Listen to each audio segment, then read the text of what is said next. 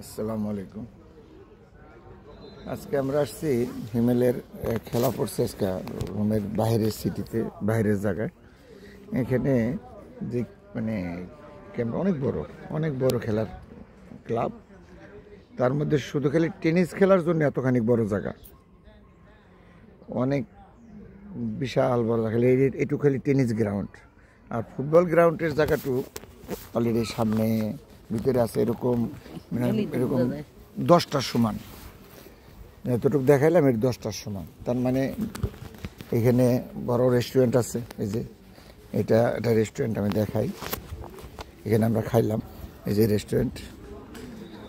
এখানে মানুষ দাঁড়ানো যাক। ওই পাশে টেনিস খেলার মাঠ, এটা পুরাটাই রেস্টুরেন্ট।